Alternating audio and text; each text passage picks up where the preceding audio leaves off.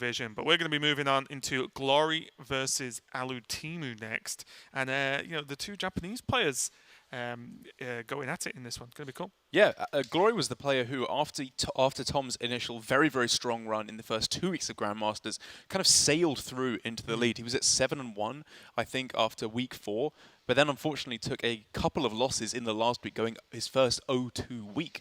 Well, he's only lost one series up until that point, so of course it was his first 0-2 week. But I think out of the two players here who, as you can see with their identical classes, have been practicing together a lot. It happens very often with fellow countrymen prepping their lineups together. But for whatever reason, it's just been clicking a bit more with Glory than Alutemu so far this season. Yeah, and here's the true test. And interestingly enough, which I believe is a theme, Alutemu has been shielding his priest quite often in his lineups, whereas Glory has not. And considering they're playing effectively a mirror match, Glory shielded his Shaman and had his priest banned, and Alutemu shielded his priest and had his Shaman banned. So we see both players respecting the same classes, but in a different level, I guess, leaning one way as opposed to the other, because both of them clearly think Shaman and Priest are the two best decks, which means they've just chosen which one they want to guarantee play. What do you think about Glory picking Shaman? I think that, well, first of all, on the other side, Alutemu picking Priest is Alutemu to a T. I think he's just been relying on this deck. Absolutely. It kind of feels like the reason why Alutemu did so much better with Specialist than he has been doing with Conquest with Shield, because he often just has one deck that he believes in so completely. It was Cyclone Mage for the most part last season. Now it seems to be Priest as well. He was bringing it far before any of the other Asia-Pacific players were representing it. But for Glory on the side of Shaman, I think it's fine. It's got a few mostly good matchups. It's got a bad matchup in Priest, which is, I think, why Glory was maybe hoping that the Priest would not be shielded for Alutemu, and then he could ban it out the way. But I think if you looked at what Alutemu has been shielding in the last few weeks, you'd realize that's unlikely to happen. Yeah, I think that's a fair assumption as well, and we could take a look at the archetypes overall, but it's kind of just the usual. It's pretty textbook here. Glory on the Quest Druid, Control Warrior, Quest Shaman, the huge. And I've been focusing on Barista in Quest Shaman this week, because after even more thought, I've been pondering about that deck. I've been thinking that Barista really is the card that I feel wins the most games. And maybe not just as a direct you play Barista and win, but I feel like the games that are win in the strongest fashion, Barista's happened in one way or another. Yeah, I think very often it's the card that you build your entire. Don't worry about this, by the way. There's no emergency. We just have some flashing lights sometimes. That's all. Yeah, exactly. I believe that's the fun alarm for when we're having a great time watching some Hearthstone. Yes. Silent and red. Ignore the reason why it's been not going off all season so far. We were still having fun, all right. Stop picking holes in my theory. Don't come at me with your logic. But we can check out these lists as well. And there's that Spell Ward Jeweler we talked about at the start of the day. Yes, pretty cool inclusion there for Alutemu. This, I think, for the most part, feels like an inclusion that is... well, for Alutemu, I should say, sorry, this is not a rip of Hunter Ace from last week, who had it in his Warrior, because this is obviously his Druid deck, not his Warrior deck. And I think, like you said, this feels like the deck that it will have the most impact in, because it is the deck that feels most on the knife's edge and can benefit the most off of one extra turn against a Paladin, where all you're trying to do is get that little bit of extra burst damage over the edge to be able to go for the lethal. And so, again, for Alutemu, these are the 4 standard decks that you can bring. There's not a whole lot to say about his lineup. It's just Alutemu to a T. He's bringing strong decks, and I imagine, for the most part, he makes the correct assumption that he will be able to outplay his opponents, because he is, in my opinion, one of the best players in Asia-Pacific. He is, yeah, and we'll start to see, although his results haven't been mind-blowing this season, he was very impressive last season, but again, or at least mainly very impressive on one archetype. I think his mage play, as you mentioned earlier, really shone last season. It was very, very impressive, but we'll see what he goes up against Glory, though, because as we said, it's just interesting that Glory's done better this season, just factually won more games of Hearthstone. They've had almost identical lineups every single week, and now they're playing against each other. Makes me excited for this one, especially with just a different ideas on the shield and ban phase. Just make me continue to think, although everyone believes the format's figured out, well, why isn't everyone doing the same thing then? Is my question. I know there are a lot of similar lineups, but there are different builds of decks, there are different shield and ban strategies, which just makes me think, well, You know, I feel like the second one thing gets perfectly solved, it kind of becomes unsolved because then you just target Counter it. that, And, you know, or do the other thing, you know, one way or the other. But anyway, we are ready now, without further ado, to go into game number 1. Glory on the top, on the Quest Shaman, and Alutemu on the bottom, on the Quest Druid. Both, as you can see, representatives from Japan, and I would argue, not only because they're in GM, but just generally, 2 of the best players in Japan, I think is reasonable. Yeah, I think that's very fair. Glory, of course, had slightly more HCT circuit performance last year with his run at Summer Champs, which I got the pleasure of casting him. And it wasn't obviously a fantastic performance for him, did not qualify through 2 Worlds, but still just getting to that point is very impressive. Whereas I would say Alutemu on the other side has had much stronger ladder performances last year. Very, very strong Hearthstone grinder, which, you know, a lot of the time does translate well to the group stages because you're just kind of playing matches of Hearthstone. When you get on the stage, I think is where Alutemu might be a little bit more struggling. It's fair to say, should he qualify through to the global finals at BlizzCon. It's coming up soon as well, just a few weeks away. So Not far soon now. We'll blink, and then it'll be live. It'll be great. Also just very important for these players because there's only 8.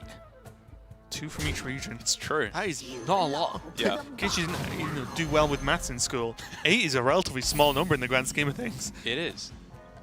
And you know, in a way, I'm kind of excited to see that, just like a condensed down version of the traditional World Championship format. And I think it's a good way to really get a close look at all the players who have made it so far, and that we've seen all both over 2 seasons of Grandmasters, finally having some matches between regions, seeing how they stack up against each other.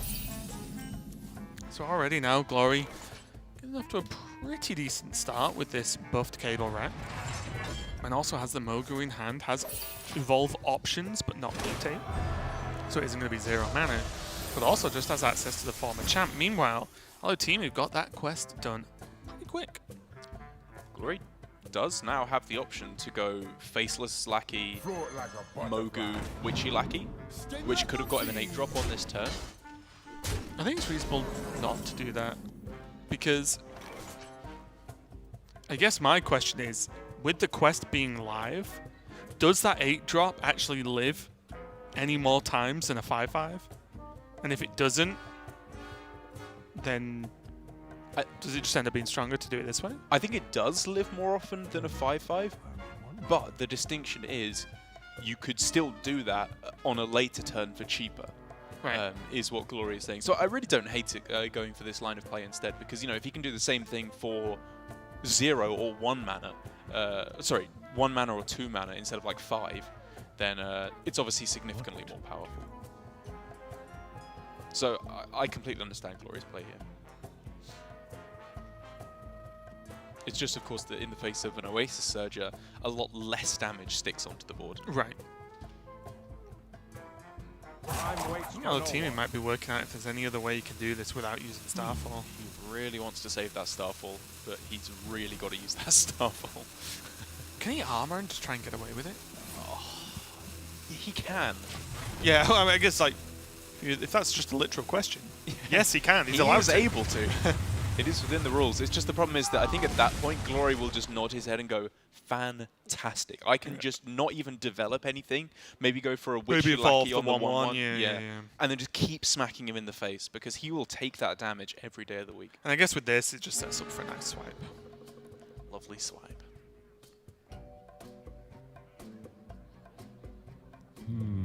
We're, of course, wondering here how he can set up with the hero power. I'm just wondering how much mana he could cheat out here if he got like hero power Faceless Lackey after playing a cable rat or something. I think he was a bit short on mana to go for really crazy plays. Yeah. I think you can definitely try and be too fancy with this deck. That is a trap I fall into very often, I think. Like, but instead of just generating 1 Lackey, I could play this turn and gain tempo and some powerful moves. What about on turn 10? I could generate 20 Lackeys that I can't even hold, but I could generate them. I'm gonna wait. It's like, oh no, I'm dead. What about just realizing it's a tempo deck and playing for tempo? What a novel idea. I mean, it's not just a tempo deck, but in this matchup, you're trying kind of a tempo deck. Yes, for the most part, apart from some matchups, but yeah.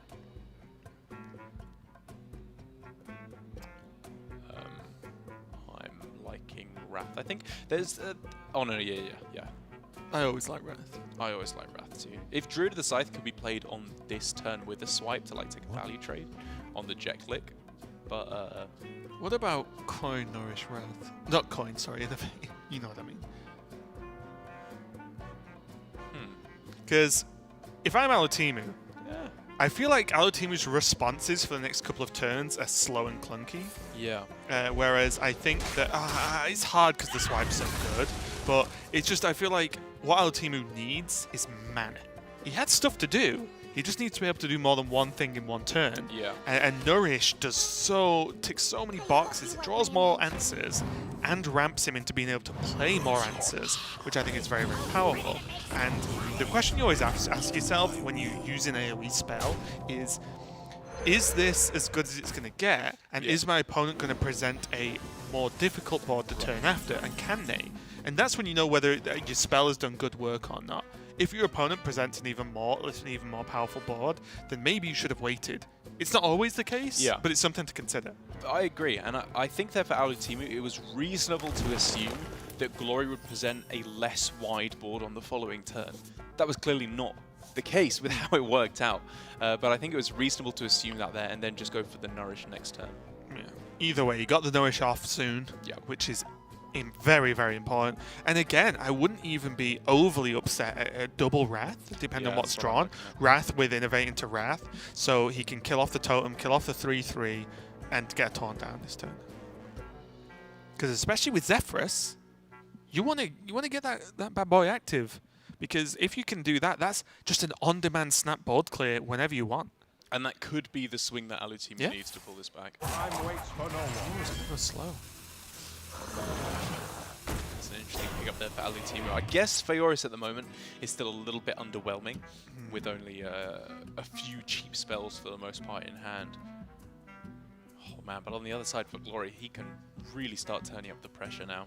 And he can just transition into damage from hand. This is my worry about not doing the Wraths here, because Wrath replaces itself. So this Ferocious Howl would not be any worse next turn. Of course. Or not really worse next turn, except this board happens, but there's 2 less minions on the board and less value on the board because one of them's the totem giving Glory more value in terms of generating those lackeys. And also, well, they're not good for Feoris. And cards that Alutemu has left are like Feoris at the time, Floop, Elise. Sorry, Elise is in hand, but like cards you don't really. You need to shuffle through quickly to have some level of impact anyway. Yeah. I think for the most part there for Alutemu, it was a case of Wrath is pretty good here to kill off a 3/3. He'd obviously like to do that. Double Wrath doesn't do all too much to me. I don't think he cares too much about an evil totem at this point. And so he just wants to be as mana efficient as possible by just spending the 3 here and then going probably for double Wrath next turn, maybe with a hidden Oasis to try and clear up a bit more.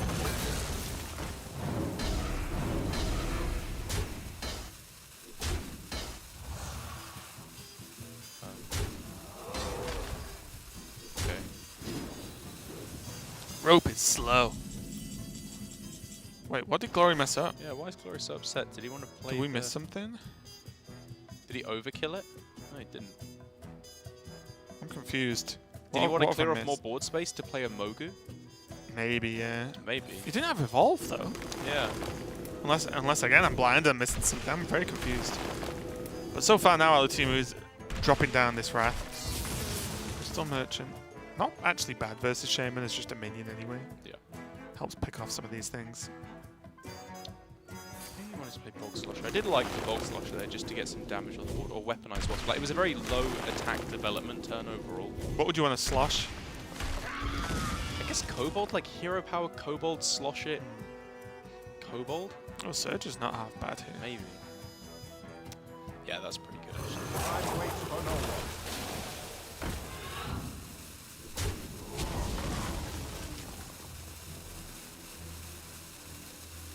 I can respect killing the Kobold. Yeah, I can respect that too, actually. Obviously, it's not weaponized Wasp he's playing around because there's still the other lackey, but I think just playing around the Barista or the Bog Slosher is worth it at this point. Playing around this. Kobold being a pain in the butt, basically, because whenever you leave Kobolds up, they normally do more damage than you intended, then you're dead. So I do Very like true. cutting them off. Because a single Barista there would have been insane amounts of Backbreaking, damage. Yeah. Also, just bounces. What you got to think about is you kill a 2-1 or a 1-1. Does the 1-1 do more damage than the 2-1? A good chunk of the time, yes. Yeah. So the 1-1 is actually worth the kill if you're just going to really drill it down into basic numbers of value. So far now, though, Glory has a huge hand, and he's still going to draw. Wow. I hope you like my invention. Imagine, what was it, Clockwork Giant in this deck? Did that work off your cards or your? It was your opponent's, your opponent's wasn't it? cards, yeah. So, In either deck, it would be. yeah, he'd just be like, oh, jeez. And against Shaman, you're just like, if it's not active, great. You've got no cards. If it is active, sick. I've got an 8/8 for free. It's like a barometer of how well the game's going. It's like, Yeah. wow, it costs 3. I'm gonna lose. Brilliant. You just have it as a side card, same in your deck. So like, oh yeah, what health is it on? Now just another board our team has to consider here. Maybe this is the turn he just goes for it. Play Fioris, he gets what, 2? Oh, it's only 2 6-drops and a Wisp. Yeah. Are we I mean, looking at that's Zephyrus not bad. instead? What would Zephyrus offer here? Like Nothing. Zephyrus into Cabal Shadow Priest. Do we like that? And then you can innovate out a Loti. Wouldn't you have to spend 2 mana first? You need to crystallize it to offer Cabal. I think it would it not offer it to him here? I want to say no, Okay, fair enough. but That's fair enough. I've been wrong about Zephyrus before. Yeah. I mean, it does work in mysterious ways, to be sure. I saw Zephyrus not offer a flare because the mana was 3. Really? Yeah. How many secrets were there? There was 1. Oh, right. But it was like 1 minion, 1 secret. Right. And Zephyrus didn't offer flare. And you had attacks on the board at the Right, time as yeah. well. And it's like, Come on. come on, Zephyrus, mate. Just give me the flare. I know you've got it.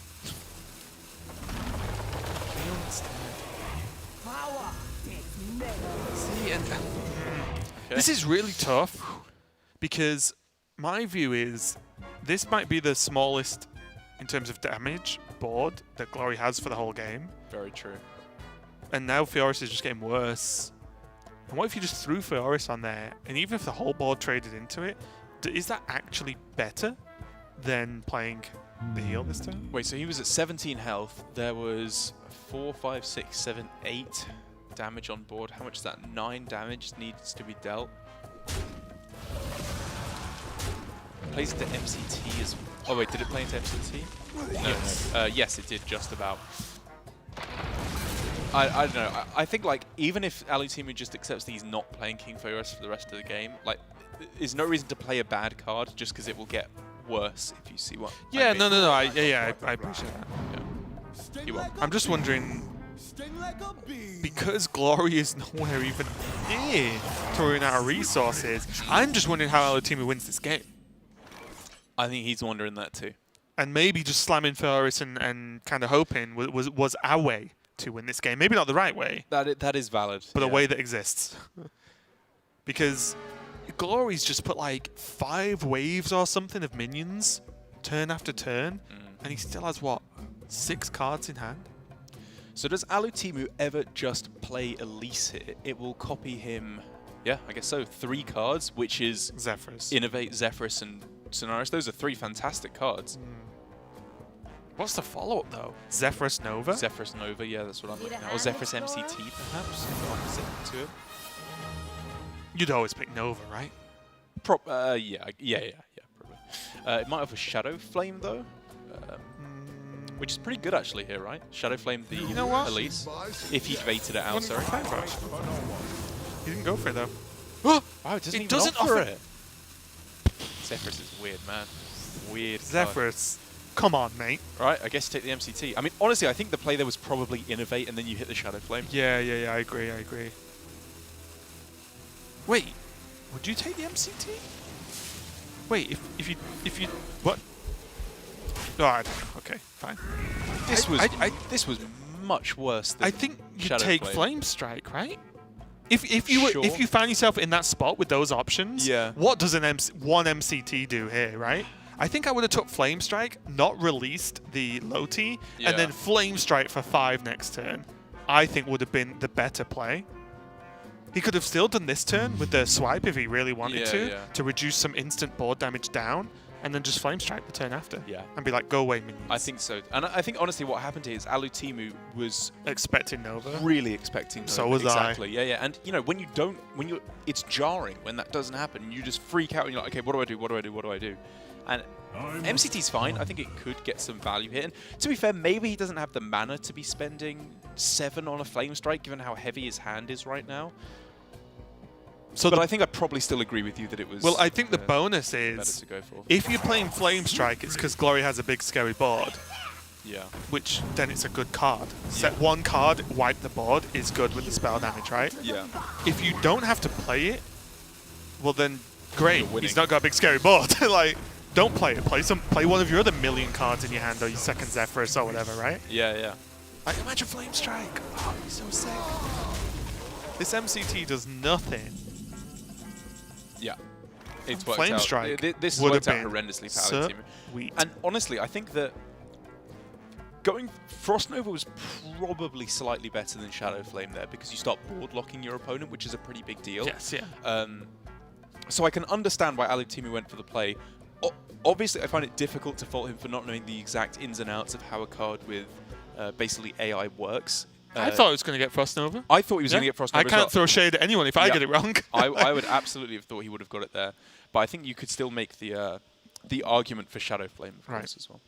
Yeah, I think it's one of those things where if you don't Shadow Flame enough with Zephyrus, you kind of forget it's a card. Yeah, yeah. Because it's also a card that is reliant on not only the health of your opponent's board, but also the attack of your own minions, right? Because you have to go, Zephyrus, if I play Zephyrus, because I've got Elise on the board, the Shadow Flame will get work done. Yeah. But a lot of the time, you play Zephyrus and you get Shadow Flame and there's only Zephyrus on the board.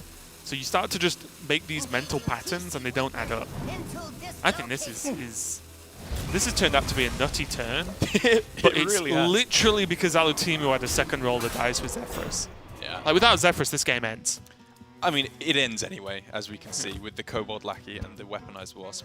But I think for Alutemu, it was a very complicated game, because there were lots of turns where he could have taken lots of damage, but chose to clear the board instead.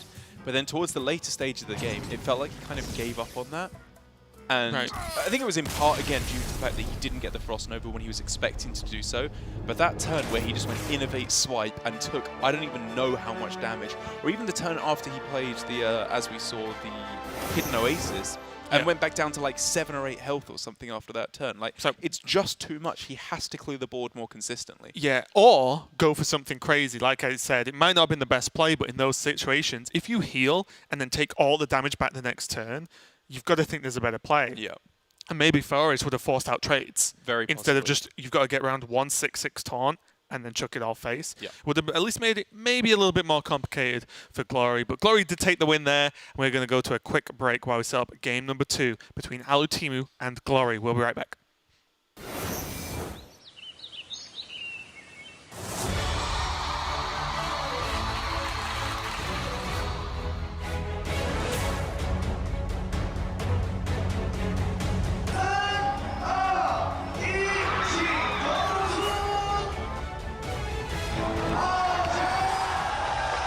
Amigo Monkeys, who are well known for their top-notch performance and long-time efforts in the local fan community. We've created a special and memorable Hearthstone-themed weekend.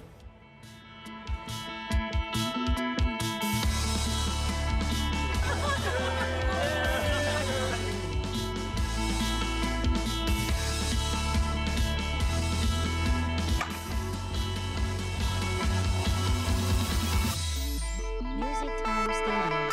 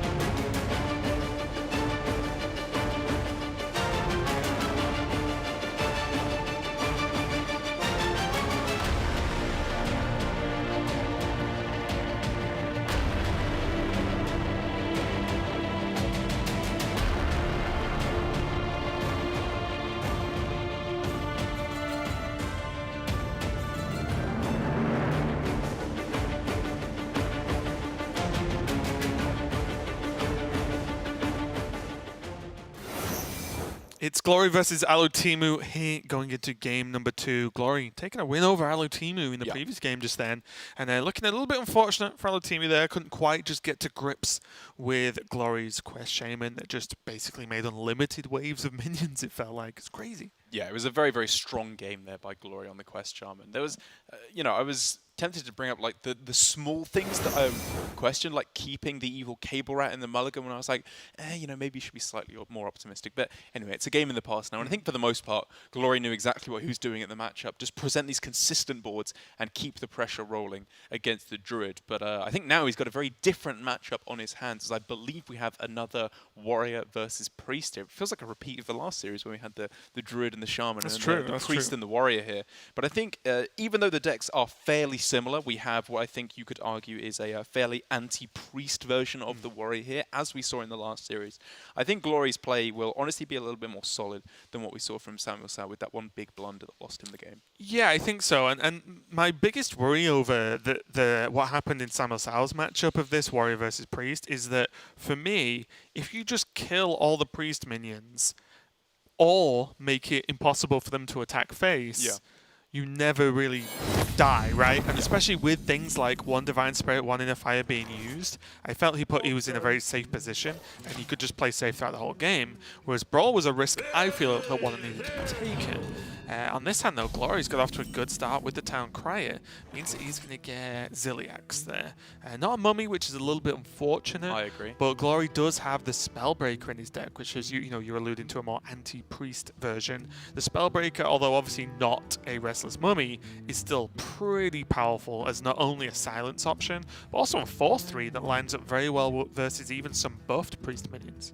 Yeah, I think against Alutemu's hand, his Spellbreaker is looking fine. Even if it just silences Amit on 4, I think that's perfectly reasonable, because then I think Alutemu might even be struggling to kill it off so that he can res it with the Psychopomp later on, which is really what he should be building his entire game plan around. The Psychopomp that he drew is both a great and kind of a terrible draw, because it's a good card to have in the matchup, but it makes his decisions so much harder. Without that, I think he'd just be tempoing out these minions and not even thinking about it. Now he's thinking, do I play the Pyromancer or the Ritualist? Either 2-drop doesn't really matter too much in terms of the Psychopomp. Or do I guarantee a res on the High Priest Amit?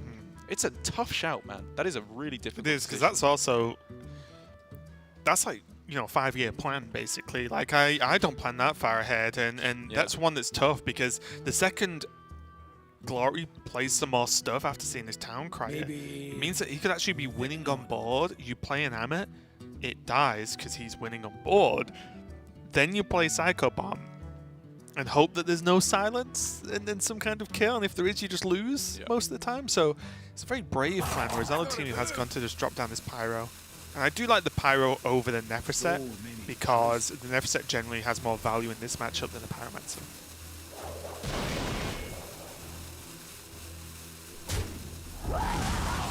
Gonna commit a Warpath to kill this off. And although maybe not the most mind-blowing turn in the world, I do like it. I just like, just kill it. Can't cause you any problems if it's dead.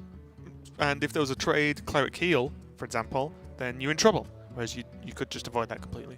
Yeah, and I think also it's just mana utilization. If you look at Glory's hand, he's very possibly looking at spending all his mana for the next 3 turns minimum. Right. So just clear the board while you can. Right. Use enough.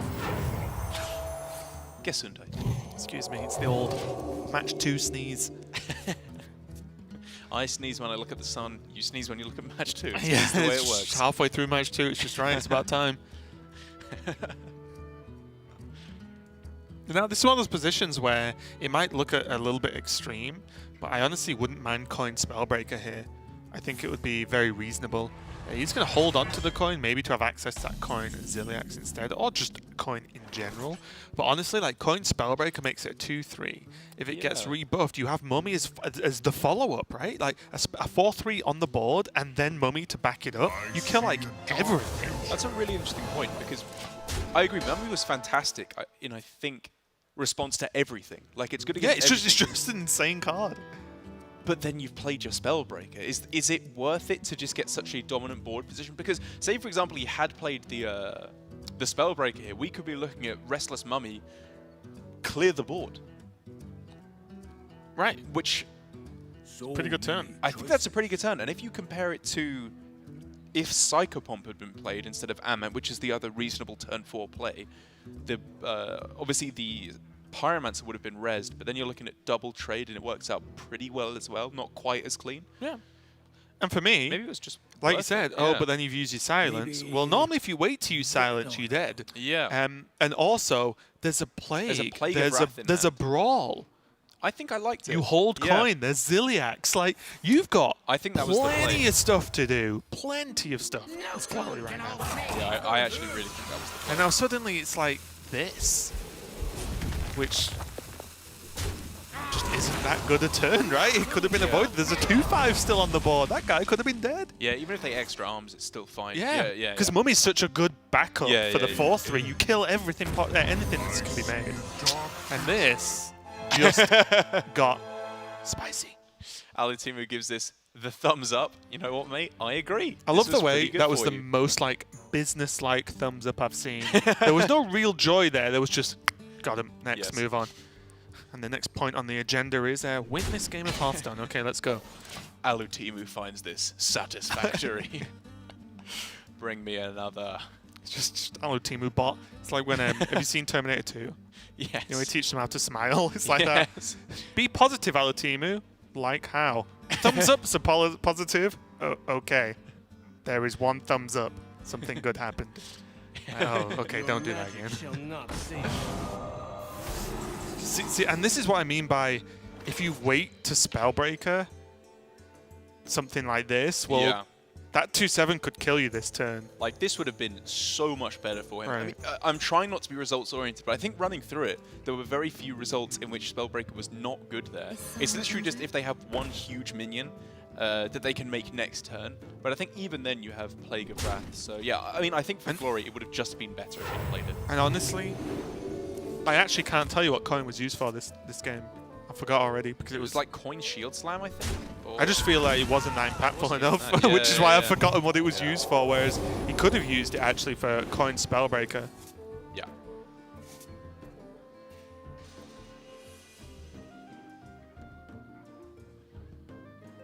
But Glory does, of course, still have fairly strong responses in the form of, I would imagine, Brawl, and then if he can find a Warpath, he's, I think, looking still very strong. Yeah, I think so too. Because one Soundy into a bunch of 1-drops is strong, and in most matchups, that's enough to pull you back into the game. Against Warrior, you really do need that Amit, I think, for to make it work a lot of the time. But, you know, maybe with one Warpath already being used, Glory struggles to clear up the 1-drop minions. I do like this push from Alutemu though, because this is just really just showing that, like, unless you literally clear every minion, a threat exists no matter Yes. what. Every single minion is a threat in itself, obviously different size, different shapes, and that was probably, arguably the best one to get. There's now going to be one Samdi, and then there's just 2 big threats on the board. Both have 7 health, both difficult to deal with. And is he going to overdraw here? Oh, he does. Whoa, okay. Nice. Does he have to silence his... He has to, right? What are the good draws that are actually left? I In guess a Divine fire? Spirit and a Fire. Yeah. You have I was thinking to silence. minions. Yeah. You have to silence here. Okay, you don't have to. If it was me playing this game, somehow I'd draw 1 card and burn both Divine Spirit and Inner Fire, knowing me. But yeah, you can't win if you don't do this, I don't think. Ah, yeah, this is very smart. He manages to unsilence the Amit by going for the double silence on it. Dispel. People have always asked for that card, haven't they? What, an anti-silence card? Like Dispel, Yeah, which like yeah, yeah. removes any debuff. It like, Yeah. but doesn't silence them. Like gives the buffs back, if that makes sense. Gives card text back to minions. There we go. I think like adding a single card that said unsilence a minion or dispel or whatever would quadruple the size of the unwritten Hearthstone rulebook. Right. Like there'd be so many random little interactions that you don't know how they work. Yeah. And what's funny is I think it's purely off the back of, well, in World of Warcraft, you can dispel these effects. It's like, right, go and play WoW. Then go play WoW, Yeah. you nerd. That's what I would say. Don't come to our cool kids game. Yeah, exactly. Chad's only in Hearthstone. Oh, this is one of those turns where I feel like there's lethal somewhere, right? Yeah. I see, look, you could be like, well, there's no heal. I see a Neferset, which means card draw, which means lethal. We're looking at double 14, 16. Yeah, I think it's unlikely to find lethal. Yeah. So I think for the most part here, for Alutemu, it's play around Plague is the best thing he can do on this turn, because there is obviously another Brawl in the deck that he needs to be afraid of. But given that Glory is playing double Plague, I really want to see these minions healed back up to full. Yeah, I really want to. It would blow my mind if they were not, because this is actually, even without being, ooh, I'm playing around this, I'm just going to give my minions full health, and they're pretty big minions. Like, this is just a good turn. Yeah. Is someone injured? Don't get me wrong, I'm pretty sure Alutemu is thinking about Plague, but I'm just talking more generalized Hearthstone terms. This is just a solid turn no matter which way you look at it. Yeah. Throwing 2 more cards, now he access to Topsy Turvy, which makes it these lethal getting closer and closer. Clockwork, Ziliax with some attacks. Yeah, it's good. It's fine on this turn. It's just the double Plague hurts my soul. Somebody order a bomb. Interesting though, right? Because Unity. wait, it was Precision. this game where he warpathed early, right? Warpathed up turn two. Did throw it down on turn 2. And I think I still agree I'm with not it. saying it's wrong, but Yeah. I'm just saying, you know, these are the maybe less obvious repercussions of certain turns when you play double Plague. Warpath is like the activator.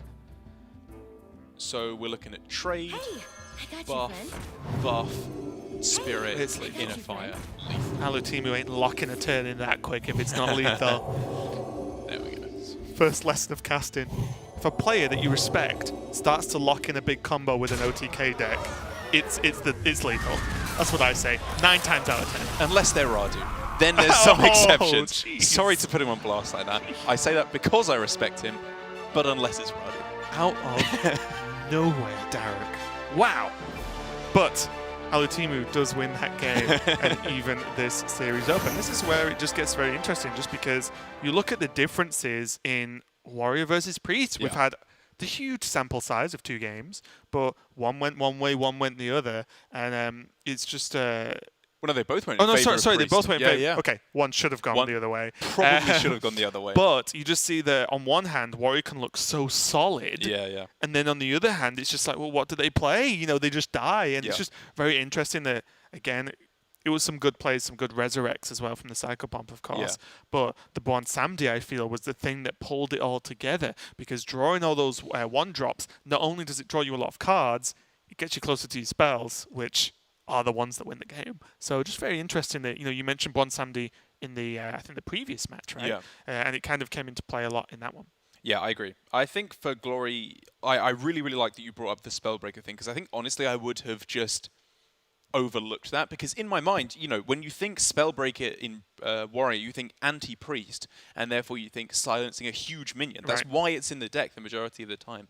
But I think just as a 4/3 there, that obviously removes 2 health on the Neferset Ritualist, was more than good enough, especially as his hand was screaming tempo. It wasn't screaming answers to go for turn after turn. It was just lock down the board and then kill stuff as it comes down. Don't need to silence a big minion if all the minions are already dead. It normally helps. But yeah, I think honestly, that play, or at least the instant thought to that play, is just so much through playing Spellbreaker and Hunter. Because a lot of the time, it's like, sweet, I'll take a 4/3 on turn 4. Like, this is just fine. I can hit him in the face for this next turn. Honestly, it just comes down to like that kind of play as opposed to the 4/3 as a removal tool, so to speak. It's just more of a, sometimes it silences annoying effects or taunts, but sometimes it's just a card that's playable early in the game. And the coin pushed it over the edge for me. But we are going to finish this series up in an honourable way. Quest Druid versus Quest Druid.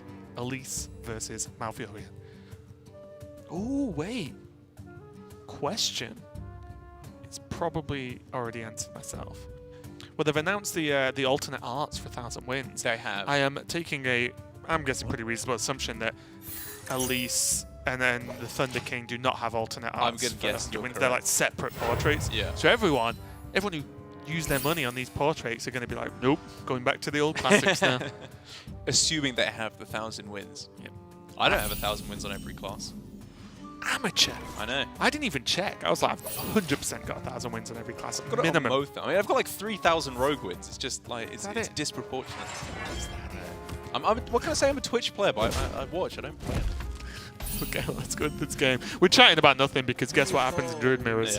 Nothing in the first few turns. Crystal Merchant, though, one of the highest win rate cards in the deck, and especially in the mirror, if your opponent doesn't have it, well, you're just ahead because you're just drawing more cards, which means that you get into your answers, and most importantly, I think in this matchup, your threats quicker. Yeah, like you were saying that most of the newer portraits are like the current versions of how the characters look in World of Warcraft at the moment. Are all of the characters still knocking about in World of Warcraft? Of the core Hearthstone characters, no, Grom's super dead. Alright.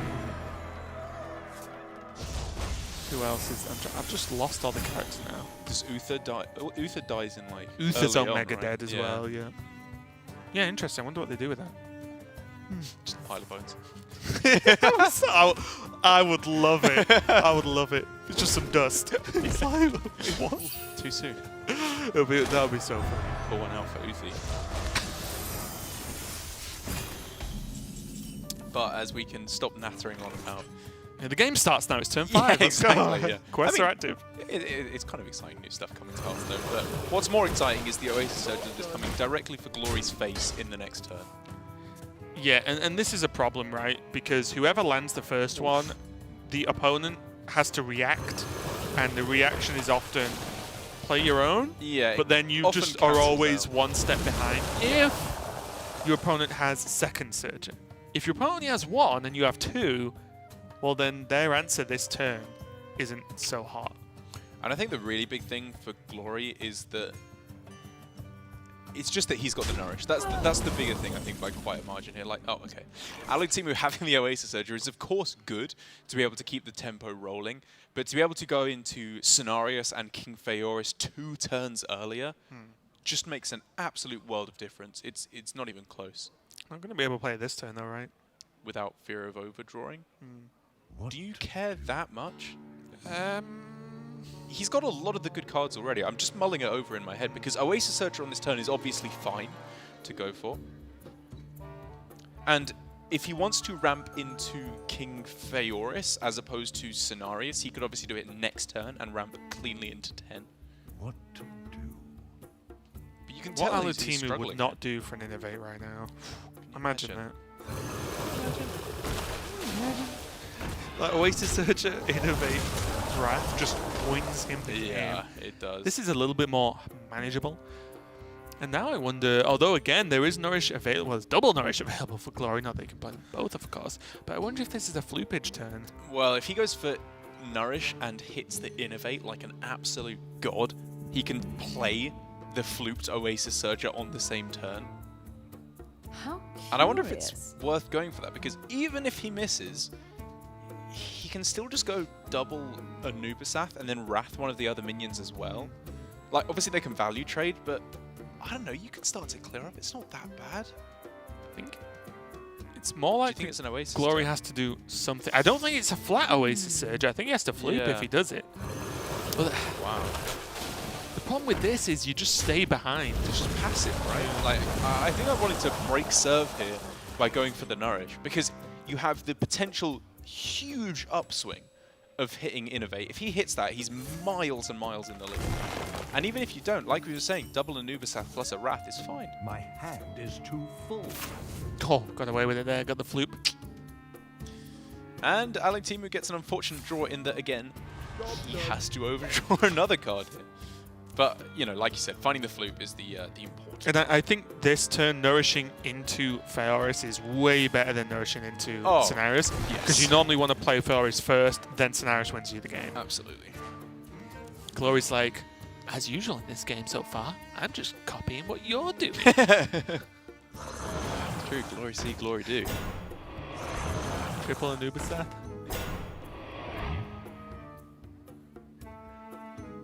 Wait, Alutemu isn't playing MCT, because I know there are some MCT Druids, right? But Yeah, I he's don't got the think jeweler. Alutemu is. As the tech. Yeah. They both Some people are playing both. Oh, really? Yeah, I think so. Interesting. Yeah, I can't remember who it is. I guess you have a couple of flex slots How in curious. Druid at the moment. I think you actually have like 3 or 4 you could potentially make an argument for. Ooh. Yeah, so I think if Glory had access to Scenarius, I honestly wouldn't have been too upset to see the flooped Nubasath out that turn. If he had access to Scenarius. Yeah, So I'd I do feel like that. Glory needed to do some big stuff, whereas that is just splurged. Oh, look at the Armagadillo. Ooh. It's not that it does anything, it just looks cool. Oh, look at that Phalanx Commander. If that's what that card's called, I can't remember. Yeah, why not? Phalanx something. The terrible card that's finally getting a use here. And I gotta say, Glory manages to pull himself out of this situation. I wasn't sure he would be able to do so, to be perfectly honest. Yeah, this is a good turn, isn't it? Well, Very, very good turn. Alutemu can just say go once again. He's got the health for it. can heal. Oh, we can't heal, but you can play a taunt as well. What are we looking at? Feoris. What is... just like Feoris Starfire? Starfall, sorry. That's alright. Even a... What about Swipe Wrath? Is that better? I wonder if you go for the Worthy Expedition first? Yeah, because you might find an expensive spell. Fool! You take the scenarios. I actually thought like Swipe Wrath would have been sick there with King Feoris. I think... Like Feoris Swipe, the Yeah, 1/2 yeah. Wrath, the Anubisat, then there's only the Loti. This also only leaves the Loti in play. It's just, I guess, would you rather have... Time waits for no one. Yeah, I Would you rather have Starfall or Swipe and Wrath? I think I'd rather hold the Starfall. Really? Swipe does. Oh! Alright. Wow. Those are some... That's good and bad. Yes, things can be both. So now we need to get the Sure. Keeper the Grove, Sans off this Ancient Watcher, and then gonna attack it. Yeah, for me, I feel like Swipe is way less flexible, especially because he doesn't have Loti.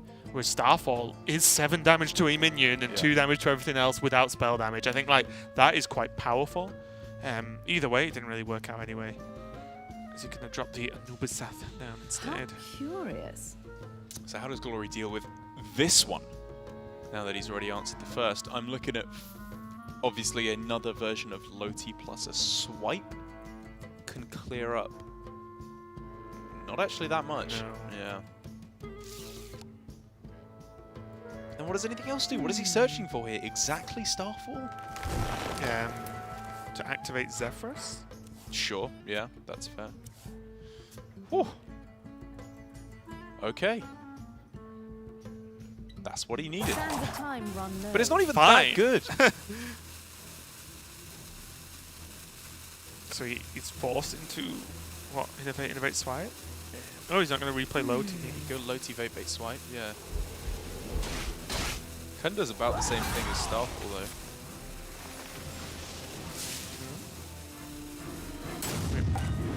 What just happened? 1, 2, 3.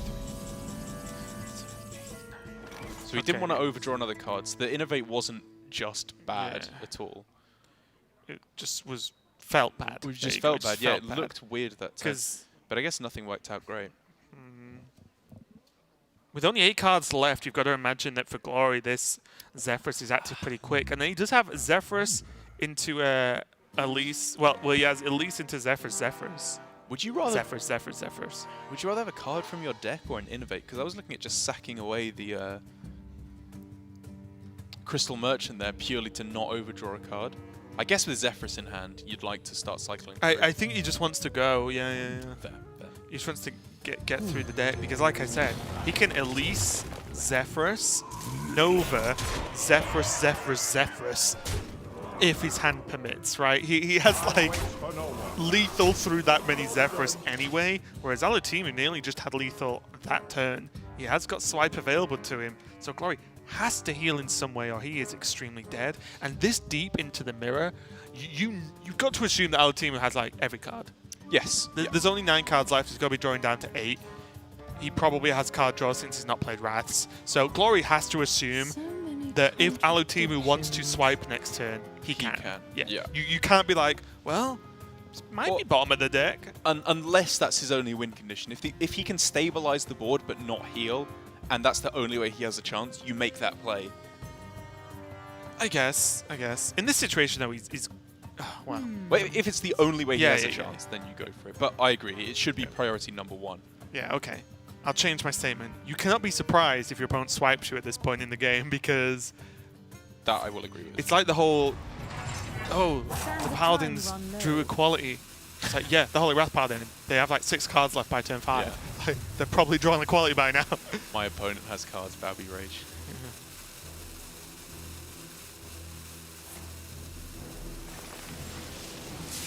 It's the best he can hope to do. And of course he gained a tremendous amount of armor in the process. Did something... But I don't know if it's going to be enough. I don't even think he finished his turn. Oh, you have to attack him with Loti there. Yes. So that's just lethal, right? That looks like I think 1 bajillion damage coming from Alutemu. And Alutemu, although might not be doing as well overall, now he has made it much closer, going 6 and 5, where Glory is 7 and 4. So Glory's been looking great all season, but Alutemu is just 1 win difference away now. So, you know, both players have been bringing extremely similar, if not identical, lineups throughout this season of Grandmasters. And both players, yes, they just have to play each other, but both players doing very well because those two are just 2 solid scores. That's right, they've just been crossing paths. Glory had obviously a very, very powerful start to Grandmasters, overtaking Tom, who was first place for a couple of weeks here in Grandmasters in 3 and 4. But now it looks like I think as was expected, they're starting to reach an equilibrium between the two players. Because when they're bringing effectively the same deck lists every single week, there's been a couple of weeks where they have 1 or 2 card differences. Yeah, like minimal changes. Yeah. It's basically mirror lineups for both players week after week. I think they've both been playing for the most part very strong. They're going to start equaling out. And I would argue over both series of Grandmasters, Alutemu has been the stronger of the two players. Right. Glory, we've seen him make some difficult mistakes. He's suffered a lot under the pressure of the rope. And I think it's unsurprising that we're seeing when they go head-to-head, it starts to equal out. Yep. And it's just going to mean, as I said, that Alutemu is going to move a bit closer. We're going to take a look at the standings at the end of the day, of course, and we can review what day 1 of week 6 looks like. But for now, we can move on to our